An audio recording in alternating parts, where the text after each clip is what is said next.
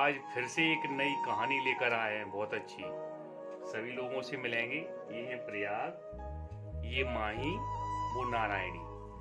तो आप लोगों को एक बहुत अच्छी कहानी सुनाते हैं जिसमें एक बहुत अच्छा अर्थ निकल के सामने आएगा अगर उसको आप ध्यान से सुनेंगे। किसी भी जगह कहीं भी अपन काम करते हैं या कोई भी अपन पढ़ाई कर रहे हैं, कहीं भी किसी भी जगह जा रहे हैं, तो बिना कारण के किसी भी व्यक्ति की निंदा नहीं करना चाहिए। मतलब किसी की बिना कारण की किसी भी हर जगह कमियां निकालने वाले लोग जैसे मिल जाते हैं। कहीं भी कोई भी चीज हो, अच्छी चीजें ढूंढने की बजाय वो लोग क्या है, कमियां ढूंढते हैं और उनकी निंदा करने लगते हैं कि फलाने ने ऐसा किया वैसा किया। तो इसी टॉपिक को लेकर के आज हम एक कहानी लेकर के आए हैं। एक किसी नगर में एक पति पत्नी और उनका एक बेटा निवास करते थे अपने घर में। तो उन्होंने सोचा कि आने वाली पूर्णिमा के दिन 5 ब्राह्मणों को भोजन करवाते हैं। क्या कहा? 5 ब्राह्मण। ध्यान से सुनो, बहुत अच्छी कहानी है। 5 ब्राह्मणों को भोजन करवाते हैं। तो पति पत्नी ने जरूरी सामान लिया बाजार से और जैसे ही अगले महीने की पूर्णिमा आई उसके पहले उन्होंने बढ़िया पकवान बनाया। और भोजन बनाने के बाद उन्होंने अपने सेठ जी से कहा, धर्मपत्नी ने, कि खीर की कमी और है, बाकी सभी चीजें बन चुकी है, खीर के लिए दूध लेके आओ। तो वो सेठ जी दूध लेने चले गए। दूसरी जगह एक पार्क था, पार्क के आगे एक दुकान हुआ करती थी दूध की। तो वहां से उन्होंने 5 लीटर दूध लिया और उसको बर्तन में ले जा करके पार्क में जैसे ही क्रॉस करने लगे तो चूंकि गर्मी का महीना था तो बहुत तेज धूप पड़ रही थी, तो वो पेड़ के नीचे बैठ गए।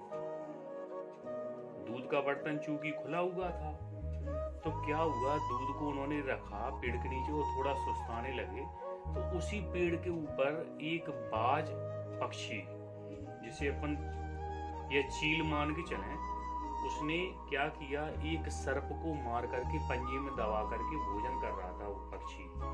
तो हाँ, उसी पेड़ के ऊपर, जिस पेड़ के नीचे वो दूध की भरने लिए सेठ जी बैठे थे।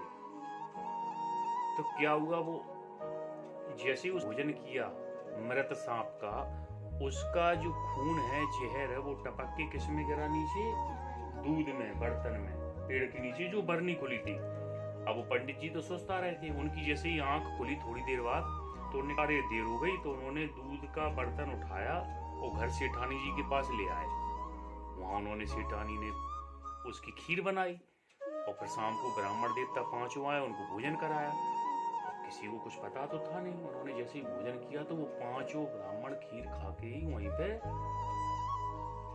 मर गए, मृत हो गए वहीं।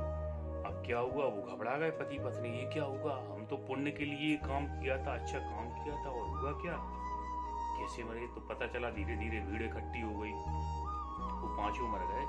अब इस परिदृश्य को देखते हुए ऊपर ब्रह्मलोक में देवताओं में चिंतन हो गया। सो जो ब्राह्मण के देवता हैं, सभी देवताओं की बैठक लगी हुई है, यमराज भी है वहां, सब लोग हैं। तो उन्होंने आपस में चर्चा की कि इसका पाप का दोषी कौन है। किसी ने कहा कि वो चील है, पक्षी है जो भोजन कर रहा था। तो दूसरे देवताओं ने कहा नहीं, उसकी क्या गलती, वो तो अपना भोजन कर रहा था। किसी ने कहा कि वो पंडित जी हैं जो नीचे दूध लेके आए थे, दोषी। उन्होंने कहा नहीं, पंडित जी दोषी क्यों है, उन्हें क्या पता, वो तो सो रहे थे। फिर अब किसका, ये 5 ब्राह्मणों की हत्या का दोष किसे ठहराया जाए, ये पूरे ब्रह्मलोक में चिंतन हो गया, मीटिंग लग गई सभी देवी देवताओं की। तो फिर अंत में नारायण जी बोले, उन्होंने सुलह की और उन्होंने बहुत अच्छी बात की और उनका जवाब सुनकर के सभी लोगों ने उनका प्रसन्नता के साथ तारीफ की और उनके नारायण जी के कथन का सभी ने धन्यवाद दिया। क्या कहा उन्होंने, नारद जी बोले कि इन 5 ब्राह्मणों की हत्या का दोषी उनको ठहराया जाए, उनकी भाग रेखा में जोड़ दिया जाए जो बिना कारण के हर समय दूसरों की निंदा करते रहते हैं। निंदा मतलब बुराई, तो समझ में आया। कि कभी भी बिना कारण के अन्यथा हर समय किसी की दूसरों की बुराई नहीं करना चाहिए, निंदा नहीं करना चाहिए। अपन को अच्छी चीजें सोचना है, दूसरों में क्या है अच्छी चीजें सोचना चाहिए, उसके अंदर क्या अच्छी भावना है, अच्छे गुण क्या है, उनको ग्रहण करना चाहिए, ना कि बुरी चीजें। तो समझ में आया? तो कहानी बहुत अच्छी लगी। अगली कहानी के साथ फिर से हाजिर होंगे। तो इसी के साथ सभी को जय नमस्ते। नमस्ते।